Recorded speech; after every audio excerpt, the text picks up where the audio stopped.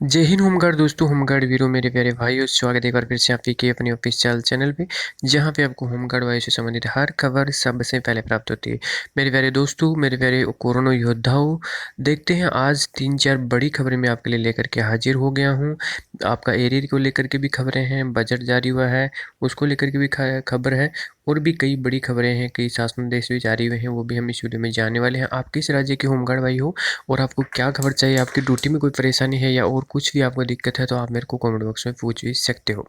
बाकी चैनल को जरूर सब्सक्राइब कर लीजिएगा, बेल आइकन भी प्रेस कर लीजिएगा। देख लेते हैं पहला शासन देश आपका क्या जारी हो रहा है।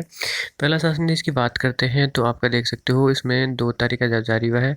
इसमें कार्यालय जिला कमांडेंट होमगार्ड सहारनपुर का है, मर्द आश्रित के रूप में चयनित तथा आधारभूत प्रशिक्षण प्राप्त महिला होमगार्ड स्वयंसेवकों में से होमगार्ड स्थापना दिवस समारोह 2021 की ऋतिक परेड में गणतंत्र दिवस 2022 की मार्च पास्ट से संबंधित ड्यूटी मीट के संबंध में ये जारी हो गया है। इसमें बोला गया है कि ड्यूटी मीट में परेड कराकर जनपद में आज जो 2 तारीख को है उसमें समस्त होमगार्ड सकुशल वापस आ गए हैं, और साथ में भेजे गए बीओ रिपोर्ट के आधार पर सभी समस्त होमगार्ड नियमानुसार ड्यूटी पर शर्त लगाई गई है, और मुख्यालय द्वारा ऋतिक परेड में भेजे गए होमगार्ड को बुलाया जाता है, और प्रत्येक दशा में 7/10/2021 को जाना सुनिश्चित भी करना है।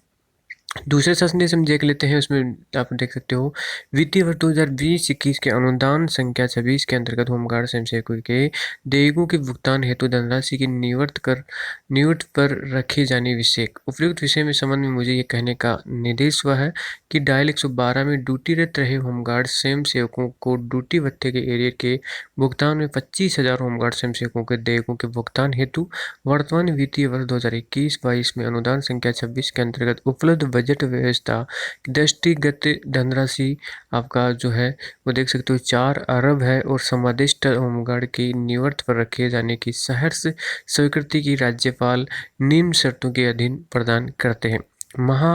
समादेष्टा होमगार्ड विभाग द्वारा प्रसन्नगत धनराशि का भुगतान माननीय उच्चतम न्यायालय के आदेश दिनांक 30/7/2019 की क्रम में निर्धारित दरों पर दावों में उचित मत या समुचित परीक्षण करने के उपरांत उपलब्ध कराए गए बिलों के आधार पर किया जाएगा। ये भी सुनिश्चित कर लिया जाए कि बिल वास्तविकता के आधार पर भुगतान योग्य हैं तथा सुसंगत वित्तीय नियमों शासन देशों समस्त औपचारिकताओं की पूर्ति सुनिश्चित करते हुए भुगतान किया जाएगा। यदि कोई धनराशि बचती है तो उसे राजकोष में समर्पित किया जाएगा। बिलों के भुगतान के पूर्व समादिष्ट होमगार्ड विभाग स्वयं संतुष्ट हो लेंगे। किसी प्रकार की वित्तीय अनियमितता ऑडिट आपत्ति के लिए समादिष्ट होमगार्ड विभाग स्वयं उत्तरदायी होंगे।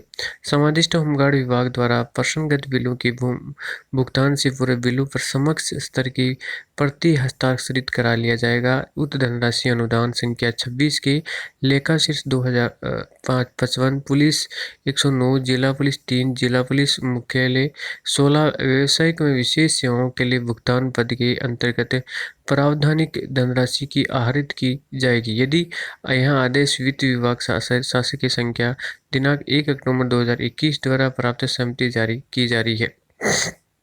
दूसरी खबर आपकी देख सकते हो, पीआरडी जवानों की ड्यूटी होमगार्ड के समान पगार पर रहे आधी। तो आप देख सकते हो जनपद में कार्य 460 पीआरडी प्रादेशिक रक्षक दल जवानों की दशा दयनीय है। चुनाव के समय देश आपदा जरूरत के समय होमगार्ड की तरह हाथ बटाने वाले जवानों के साथ भेदभाव किया जा रहा है। ड्यूटी पर पीआरडी जवानों के मात्र 375 रुपये दिहाड़ी दी जाती है, जबकि होमगार्ड को 768 दैनिक परिश्रम मिलता है। 50% के अधिक जवानों को आपका है वो अधिक जवानों की नियमित ड्यूटी भी नहीं मिल पाती है। अपेक्षा से आहत पीआरडी जवानों में गांधी जयंती के अवसर पर मुख्यमंत्री को संबोधित को 9 सूत्री ज्ञापन वित्त मंत्री के द्वारा आपका जो है वो बोला गया है, 9 सूत्री ज्ञापन दिया गया है, और ज्ञापन में गौरवशाली अतीत की चर्चा के साथ उपेक्षा का दर्द बयां किया गया है। पीआरडी जवानों ने समस्या का निस्तारण की मांग मंत्री जी से की है। 1935 हुआ गठन नेताजी सुभाष चंद्र बोस के नेतृत्व में लड़ी गई, और मुख्यमंत्री को संबोधित ज्ञापन पीआरडी जवानों ने बताया कि 1935 में पीआरडी के जवानों का गठन हुआ था, और नेताजी सुभाष चंद्र बोस के नेतृत्व दल में जवानों ने लड़ाई लड़ी, और 1957 तक पीआरडी जवान थाने की कमान में संभाले थे, और ब्लॉक स्तर पर कमांडर, हल्का सरदार और बिटोली नायक रक्षक आदि 9 पदों पर स्थायीकरण भी हुआ है। 2008 में महानिदेशक पीआरडी की ओर से प्रदेश के 45,000 सक्रिय जवानों की जानकारी दी, जिससे आपका रोजगार के नाम पर सभी को नियमित ड्यूटी नहीं मिल पाई है। और आपका ज्ञापन में जवानों में की तरह वेतन दिए जाने, पीआरडी विभाग के अलग किए जाने, जवानों को राज्य कर्मचारी का दर्जा दिए जाने की मांग की गई और ज्ञापन देने वालों में कई हमारे पीआरडी जवान भी मौजूद रहे। होमगार्ड परेशान अधिकारियों से लगा रहे हैं न्याय की गुहार। योगी सरकार भले ही प्रदेश की जनता की समस्याओं को लेकर बेहद गंभीर हो, लेकिन सबसे उसके बावजूद भी कुछ अधिकारी कर्मचारी अपनी पुरानी हरकतों से बाज नहीं आ रहे हैं। आलम यह है कि उनकी वजह से न सिर्फ आम जनता को कई तरह की घटनाओं का सामना करना पड़ता है, बल्कि विभाग की भी किरकिरी होती है। ऐसा ही कुछ लखीमपुर खीरी में देखने को मिल रहा है, जहां की समस्याओं का समाधान कछुए के चाल में होता नजर आ रहा है। खीरी में ऐसी बहुत सारी जनता की समस्याएं हैं जिनको जमींदार अधिकारी निपटने में अधिक तोहिनी समझते हैं। न सिर्फ आम जनता की समस्या, बल्कि बात अगर होमगार्ड विभाग की करें तो उन समस्याओं का अंबार लगा दिखाई दे रहा है। दरअसल होमगार्ड विभाग के इन दिनों ज़्यादातर कर्मचारी सैलरी की समस्याओं को लेकर ऑफिस के चक्कर काटते नजर आ रहे हैं, लेकिन यहाँ के जिम्मेदार कमांडेंट साहब सिर्फ समस्याओं को लेकर कर्मचारियों अपने ऑफिस बुलाते हैं, उनकी समस्याओं को किसी प्रकार के समाधान करने की कोशिश तक नहीं करते, बल्कि नए नए बहाने बनाकर उन्हें टकराने की जुटे रहते हैं। हालात तो ये हो गए हैं कि जब अब उनके खिलाफ लगातार कहीं IGRS के तहत शिकायतें हो रही है, लेकिन उन तमाम शिकायतों से भी उन पर किसी प्रकार का कोई फर्क नहीं पड़ रहा है। और पड़े तो कैसे कि जो क्योंकि जो जिम्मेदार अधिकारी हैं और उनके खिलाफ कार्रवाई और उन्हीं की जांच करनी है, ऐसे में उनके ऊपर लगे सभी आरोपों को खारिज करते मामलों को लीलापोती में जुटे रहते। गोरखपुर में इस तिमाही 400 स्वतंत्र होमगार्ड जवानों की ड्यूटी कम होने से खलबली। जिला कमांडेंट कार्यालय आपका जो है उसमें एक तिहाई 400 स्वतंत्र होमगार्ड जवानों की ड्यूटी कम लगाई गई है। उनके लिए सभी थानों अन्य प्रतिष्ठानों होमगार्ड जवानों में ड्यूटी में कटौती कर दी गई है और लेकर होमगार्ड जवानों में खलबली मच गई है। उन्हें इस बात की चिंता सताने लगी कि कहीं इन 3 महीनों में उनके 500 साथियों को बेरोजगार न जाना पड़े।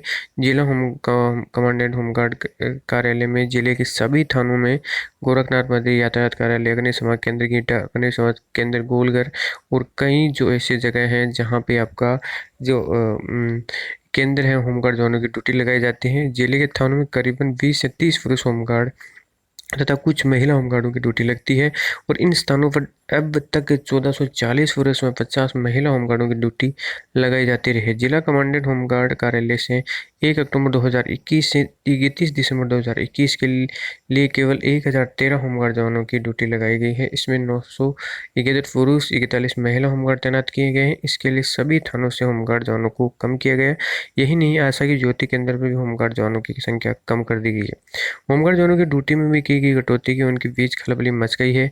बड़ी संख्या में होमगार्ड जवान आंदोलन के मूड में है। उनका आरोप है कि विभागीय अधिकारियों द्वारा उनका उत्पीड़न किया जा रहा है, उनका तरह तरह से शोषण किया जा रहा है। उनके साथियों को भी जो ड्यूटी भत्ता मिलना था, उसके परिवार का गुजर बसर होता था, अब बंद हो जाएगा। उसे परिवार में दाल रोटी कैसे चलेगी।